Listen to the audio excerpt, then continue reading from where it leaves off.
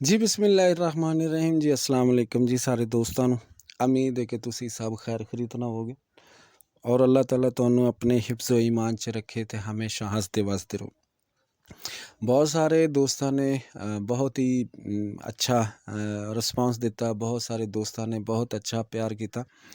ਅੱਲਾਹ ਤਾਲਾ ਉਹਨਾਂ ਨੂੰ ਲੰਬੀ ਜ਼ਿੰਦਗੀ ਦੇ ਤੇ ਹਮੇਸ਼ਾ ਹੱਸਦੇ ਵਸਦੇ ਰਹਿਣ।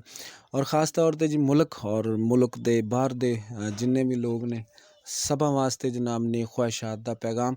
ਔਰ इंशाअल्लाह ताला अगर जे कि कोई भी दोस्त ਇਹਨੂੰ ਲੈਕਚਰ ਨੂੰ ਅੱਛੇ ਤਰੀਕੇ ਨਾਲ ਸਮਝੇ ਔਰ ਸੋਚੇ ਤੇ ਮੈਂ ਨਹੀਂ ਸਮਝਦਾ ਕਿ ਉਹਦੇ ਵਿੱਚ ਉਹਨੂੰ ਕੁਛ ਸਮਝ ਦੇ ਵਿੱਚ ਪਰੇਸ਼ਾਨੀ ਹੋਏਗੀ। ਅਕਸਰ ਇਹ ਦੇਖਿਆ ਗਿਆ ਕਿ ਮਰੀਜ਼ ਜਿਹੜੇ ਕੋਈ ਇਲਾਜ ਮੁਆਲਜਾ ਕਰਦੇ ਨੇ ਅਗਰ ਨਬਜ਼ ਦੇ ਉੱਪਰ ਅਬੂਰ ਹਾਸਲ ਕਰਨ ਤੇ ਇਹਦੇ ਵਿੱਚ ਸੁਸਤੀ ਕਾਹਲੀ ਦਾ ਸ਼ਿਕਾਰ ਨਾ ਹੋਣ ਤੇ ਕੋਈ ਐਸੀ ਵਜ੍ਹਾ ਨਹੀਂ ਬਣਦੀ ਕਿ ਜਿਹਦੇ ਨਾਲ ਉਹਨਾਂ ਲੋਕਾਂ ਨੂੰ ਇੱਕ ਬਹੁਤ ਬੜਾ ਯਾਨੀ ਕਿ ਕਹਿ ਸਕਦੇ ਕਿ ਬਹੁਤ ਹੀ ਬੜਾ ਉਹਨਾਂ ਨੂੰ ਇਹਦੇ ਨਾਲ फ़ायदा ਪਹੁੰਚੇਗਾ ਔਰ ਬਹੁਤ ਸਾਰੀਆਂ ਚੀਜ਼ਾਂ ਜਿਹੜੀਆਂ ਨੇ ਉਹਨਾਂ ਵਾਸਤੇ फ़ायदेमंद। ਤਬੀਬ ਮਾਹਿਰ ਉਹੀ ਹੁੰਦਾ ਕਿ ਜਿਹੜਾ ਮਰਜ਼ ਨੂੰ ਸਮਝ ਕੇ ਇਲਾਜ ਕਰੇ ਔਰ ਜਦੋਂ ਸਮਝ ਕੇ ਇਲਾਜ ਕਰੇਗਾ ਤੇ इंशाअल्लाह ताला ਉਹਦੇ ਸ਼ੋਹਰਤ ਦੇ ਡੰਕੇ ਦੂਰ ਦੂਰ ਵੱਜਦੇ ਨੇ। ਔਰ ਅਕਸਰ ਲੋਕ ਕਹਿੰਦੇ ਨੇ ਕਿ ਜੀ ਫਲਾਂ ਬੰਦਾ ਹੈ ਕਿ ਜੀ ਉਹ ਬਹੁਤ ਬੜਾ ਇੱਕ ਕਮਾਲ ਦਾ ਮਹਾਰਤ ਰੱਖਦਾ, ਨਬਜ਼ ਦੇ ਉੱਪਰ ਬਹੁਤ ਅਬੂਰ ਹਾਸਲ ਰੱਖਦਾ ਤੇ ਇਹਦੇ ਵਿੱਚ ਇਹ ਕਿ ਜਨਾਬ ਉਹ ਇਸੇ ਵਜ੍ਹਾ ਤੋਂ ਕਾਮਯਾਬ ਹੋ ਜਾਂਦਾ ਕਿ ਲੋਕ ਉਹਨੂੰ ਬਹੁਤ ਬਹੁਤ ਦੂਰੋਂ ਮਿਲਣ ਵੀ ਆਉਂਦੇ ਨੇ, ਸਮਝਦੇ ਨੇ। ਔਰ ਨਬਜ਼ ਦੇ ਉੱਪਰ ਜਿਤਨੀ ਵੀ ਹੋ ਸਕੇ ਕਾਵਿਸ਼ ਕਰਨੀ ਚਾਹੀਦੀ ਔਰ ਨਬਜ਼ ਨੂੰ ਸਿੱਖਣਾ ਚਾਹੀਦਾ। ਨਬਜ਼ ਦੇ ਹਵਾਲੇ ਨਾਲ ਗੱਲਬਾਤ ਕਰਨੀ ਕਿ ਅੱਜ ਜਨਾਬ ਅਸੀਂ ਸਬਕ ਨੰਬਰ 2 ਹੈ ਜਿਹਦੇ ਵਿੱਚ ਕਿ ਜਨਾਬ ਅਸੀਂ ਸਬਕ ਨੰਬਰ 2 ਪੜ੍ਹਾਂਗੇ ਕਿ ਜਿਹਦੇ ਵਿੱਚ ਅਸੀਂ ਕੰਨਾਂ ਦੇ ਹਵਾਲੇ ਨਾਲ ਯਾਨੀ ਇਹ ਗੱਲ ਹੈ ਕਿ ਵੀ ਇਹਦੇ ਵਿੱਚ ਕਿਹੜੀ ਐਸੀ ਬਿਮਾਰੀ ਅਗਰ ਨਬਜ਼ ਜਿਹੜੀ ਚਾਰੇ ਉਂਗਲਾਂ ਦੇ ਉੱਪਰ ਚਲੀ ਗਈ ਔਰ ਇਹਦੇ ਵਿੱਚ ਕਿ ਗਰਮੀ ਖੁਸ਼ਕੀ ਵੱਧ ਗਈ ਔਰ गुद्दी अज़लाती नब्ज़ हो गई। गुद्दी अज़लाती नब्ज़ नज़रिए की ज़ुबान है और जनाब यूनानी दे विच गर्मी खुश्की वाली नब्ज़ कहते हैं इन्हूं। और गर्मी खुश्की वाली नब्ज़ के अंदर यानी कि जिसम चो रतूबात सड़न लग पैंदियां ने और सुफरा जिहड़ा पित्ते च बन रहा होंदा वो तेज़ हो जाता, जिहदे विच अखां पीलियां हो जांदियां ने और उस तो बाद ये गल पूरा वजूद भी पीला हो जाता। मरीज़ नूं प्यास ज़्यादा लगती और जिहड़ा पेशाब है उसकी रंगत बदल जाती और मरीज़ की भुख जी खत्म हो जाती, सफेद रंग का पखाना आने लग पैंदा। और ये सारिया अलामात जिहड़ियां ने इस हवाले नाल। लेकिन असी अज पढ़ांगे सबक नंबर 2। सबक नंबर 2 दे विच असी वेखांगे कि कन्नां दे हवाले नाल जिहड़े अमराज अगर सुफरा की ज़्यादती होगी तो कन्नां दे हवाले नाल इहदे च किहड़ी तब्दीली आएगी। मिसाल के तौर पर असी चारे उंगलां बराबर रखियां ने, चारे उंगलां बराबर रख के असी आहिस्ता आहिस्ता ज़हन च बिठाना है कि जनाब पहली तो नहीं चल रही, 2 तो नहीं चल रही।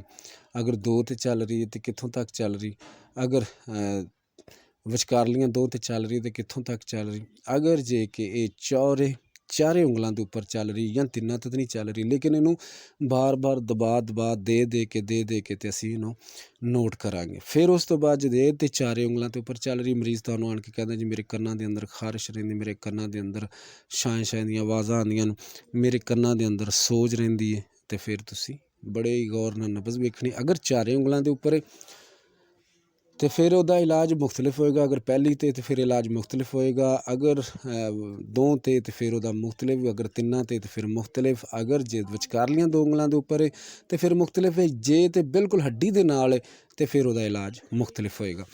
हुण चारे उंगलों ते असी गौर किया, चारे उंगलों ते चल रही तो जनाब कन्नां दे अंदर सोज पैदा हो जाएगी और जनाब एक नासूर पैदा हो जाएगा, एक गड़ा जा पैदा हो जाएगा और इस तरह ही ये सफराई अलामात जिहड़ियां ने वो पैदा हो जाएंगे।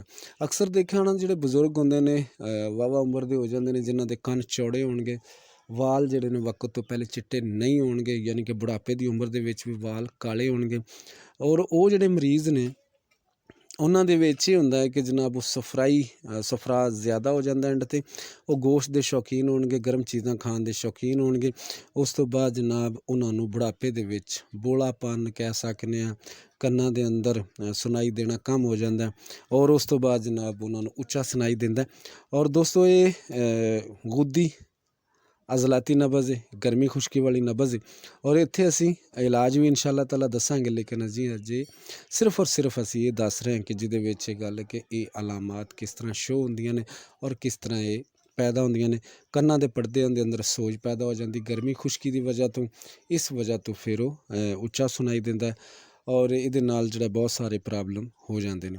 ਉਮੀਦ ਹੈ ਕਿ ਤੁਹਾਨੂੰ ਅੱਜ ਦੀ ਸਬਕ ਨੰਬਰ 2 ਗਰਮੀ ਖੁਸ਼ਕੀ ਵਾਲੀ ਨਬਜ਼ ਯਾਨੀ ਗੁੱਦੀ ਉਜ਼ਲਾਤੀ ਜਿਹੜੀ ਹੈ ਉਹਦੇ ਹਵਾਲੇ ਨਾਲ, ਯਾਨੀ ਇਹ ਫਿਰ ਕਹਾਂਗਾ ਕਿ ਗੁੱਦਤ ਯਾਨੀ ਗੁੱਦੀ ਤੋਂ ਮੁਰਾਦ ਗੁੱਦਤ ਦੇ ਨਾਲ ਤਲਕ, ਔਰ ਉਸ ਤੋਂ ਬਾਅਦ ਜਨਾਬ ਉਜ਼ਲਾਤੀ ਉਜ਼ਲਾਤ ਦੇ ਨਾਲ ਤਲਕ ਯਾਨੀ ਪੱਠਿਆਂ ਨਾਲ ਤਲਕ, ਯਾਨੀ ਦਿਲ ਨਾਲ ਤਲਕ, ਇਹ ਸਾਰਾ ਉਹਦੇ ਨਾਲ ਤਲਕ ਹੁੰਦਾ। ਲੇਕਿਨ ਯੂਨਾਨੀ ਦੇ ਵਿੱਚ ਇਹਨੂੰ ਗਰਮੀ ਖੁਸ਼ਕੀ ਵਾਲੀ ਨਬਜ਼ ਕਹਿ ਜਾਂਦੇ ਨੇ। ਇੱਥੇ ਯੂਨਾਨੀ ਵਾਲੇ ਕਹਿੰਦੇ ਨੇ ਜੀ ਜਿਗਰ ਦੇ ਅੰਦਰ ਜਾਂ ਪਿੱਤੇ ਦੇ ਅੰਦਰ ਖਰਾਬੀ ਹੋ ਜਾਂਦੀ, ਲੇਕਿਨ ਨਜ਼ਰੀਏ ਵਾਲੇ ਕਹਿੰਦੇ ਨੇ ਜੀ ਗੁੱਦਤ ਦੇ ਅੰਦਰ। ਲੇਕਿਨ ਇਹ ਗੱਲ ਕਿ ਉਜ਼ਲਾਤ ਦੇ ਅੰਦਰ ਦੋਨੋਂ ਹੀ ਠੀਕ ਨੇ ਆਪਣੀ ਆਪਣੀ ਜਗ੍ਹਾ 'ਤੇ। ਬਹਰਹਾਲ ਜਿਸ ਨੂੰ ਜਿਹੜੀ ਸਮਝ ਆਵੇ ਜ਼ਰੂਰ ਕਬੂਲ ਕਰੇ। ਬਹੁਤ ਸ਼ੁਕਰੀਆ ਜੀ, अस्सलाम वालेकुम।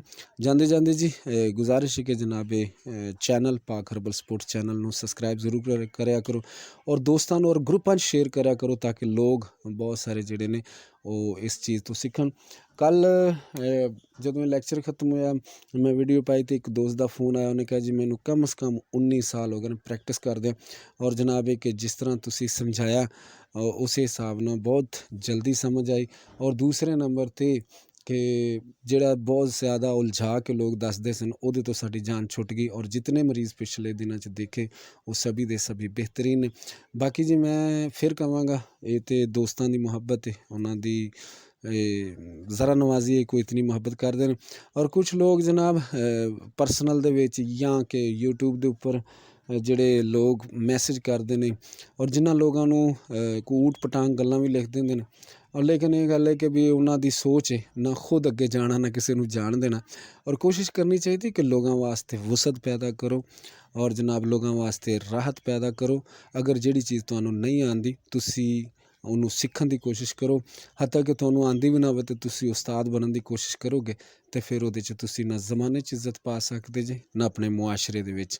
ਤੇ ਮੈਂ ਉਮੀਦ ਕਰਨਾ ਕਿ ਜਿਹੜੇ ਲੋਕ ਇਸ ਤਰ੍ਹਾਂ ਦੀ ਗਲਤ ਬਿਆਨੀਆਂ ਕਰਦੇ ਨੇ ਜਾਂ ਕਿ ਪਰਸਨਲ ਦੇ ਵਿੱਚ ਮੈਸੇਜ ਕਰਦੇ ਨੇ ਤੇ ਉਹ ਬੜੇ ਉਸਤਾਦ ਨੇ, ਉਹਨਾਂ ਨੂੰ ਇਹ ਚਾਹੀਦਾ ਹੈ ਕਿ ਸਿਰਫ ਔਰ ਸਿਰਫ ਉਹ ਆਪਣਾ ਇਲਮ ਆਪਣੇ ਤੱਕ ਹੀ ਰੱਖਦੇ ਨੇ, ਜਿਹਦੀ ਵਜ੍ਹਾ ਤੋਂ ਉਹਨਾਂ ਨੂੰ ਜ਼ਰਾ ਕੁ ਥੋੜ੍ਹੀ ਜਿਹੀ ਤਕਲੀਫ ਹੁੰਦੀ ਦੂਸਰਿਆਂ ਨੂੰ ਸਮਝਾਉਣ ਦੇ ਵਾਸਤੇ।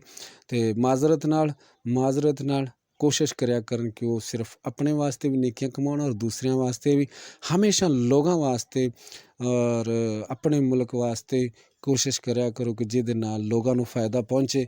ਜੇ ਕੋਈ ਕਰਦਾ ਤਾਂ ਉਹਨੂੰ ਕਰਨ ਦਿਆ ਕਰੋ, ਜਿਹੜਾ ਕੋਈ ਕਰਦਾ ਨਾ ਉਹਨੂੰ ਕਰਨ ਦਿਆ ਕਰੋ ਕੰਮ। ਤੇ ਜੇ ਅਗਰ ਉਹ ਕਰਦੇ ਦੀਆਂ ਤੁਸੀਂ ਲੱਤਾਂ ਖਿੱਚੋਗੇ ਤਾਂ ਫਿਰ ਉਹ ਅੱਛੀ ਗੱਲ ਨਹੀਂ। ਉਮੀਦ ਹੈ ਕਿ ਸਮਝਣ ਵਾਲੇ ਤਾਂ ਸਮਝ ਹੀ ਗਏ ਹੋਣਗੇ।